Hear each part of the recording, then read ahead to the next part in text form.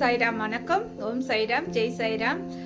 இப்போ பேச வர்றது எதுக்கு வரேன்னா, இப்போ நம்ம கொய்த்துக்கு என்னுடைய சகோதரி கொய்த்தில் வேலை பார்க்குறாங்க. அங்கே இருக்க அரபி லேடி அவங்க நம்ம வீடியோலாம் பார்த்துட்டு ஆயில் நல்லா இருக்குன்னு சொல்லி கேட்டிருக்காங்க.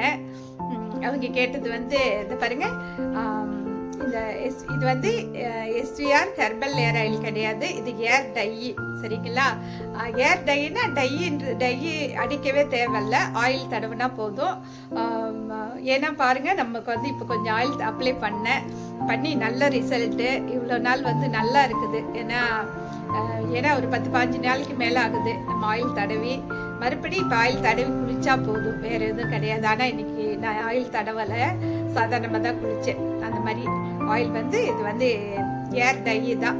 டைன்றதை விட ஹேர் டையோடைய ஆயில். அதுக்கு இது 10 பாட்டில், அது 10 பாட்டில் நம்ம கொடுக்குறோம். ஆயில் கொடுக்கறதுக்காக தான் இப்போ நான் பேசுகிறேன். அப்புறம் இன்னும் ஒரு விஷயம் சாய்ராம், இன்னொன்று, எண்ணெய் நம்ம ஆயில் தடவுவோம், இந்த ஆயில் தடவுவோம். நம்ம ரெகுலராக எஸ்விஆர் ஹெர்பல் தான் தடவிக்கிட்டு வரேன். ஆனால் அதுக்கு மேலே பார்த்தீங்கன்னா, இந்த ஆயில் பார்த்தீங்கன்னா பாருங்க எப்படி இருக்குதுன்னு சொல்லி காட்டுற பாருங்க. இருக்கு வரேன், செம்மையா இருக்கு சாய்ராம். முடி செம்ம அடர்த்தி மாதிரி தெரியுது. ஆயில் அதுக்கு இதுக்கு ரொம்ப வித்தியாசம்லாம் ஒன்றும் கிடையாது.